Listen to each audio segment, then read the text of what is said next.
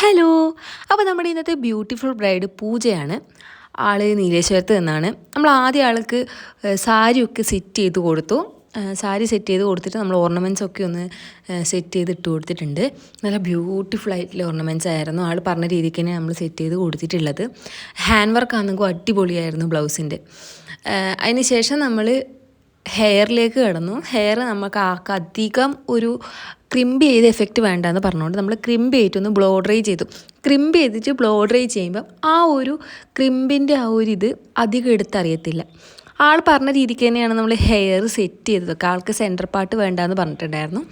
ആൾ പറഞ്ഞ ചുട്ടിയൊക്കെ ആയിരുന്നു. ഇന്നലെ നമ്മൾ സെലക്ട് ചെയ്ത് വെച്ചായിരുന്നു ചുട്ടിയൊക്കെ. അപ്പം അതൊക്കെ ആൾ പറഞ്ഞ രീതിക്ക് തന്നെയാണ് നമ്മൾ ചെയ്തു കൊടുത്തിട്ടുള്ളത്.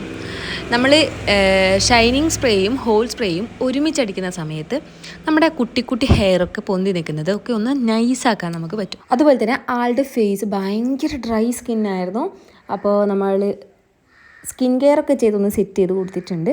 അതിന് ശേഷം ഞാൻ ഐ മേക്കപ്പാണ് സ്റ്റാർട്ട് ചെയ്യാറ്. പൊതുവേ ഞാൻ ഐ മേക്കപ്പ് സ്റ്റാർട്ട് ചെയ്തതിന് ശേഷമാണ് ഞാൻ ഫേസിലേക്ക് കടക്കാറ്.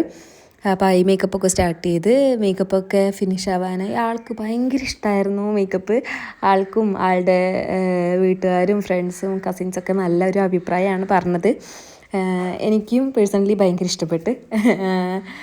ഹെയറും ആൾ പറഞ്ഞ രീതിക്ക് തന്നെ ചെയ്ത് കൊടുത്ത്. ഇതാണ് ആളുടെ ഓവർ ലുക്ക്. അപ്പോൾ ഇഷ്ടപ്പെട്ടോ നിങ്ങൾ കമൻറ്റ് ചെയ്യുക.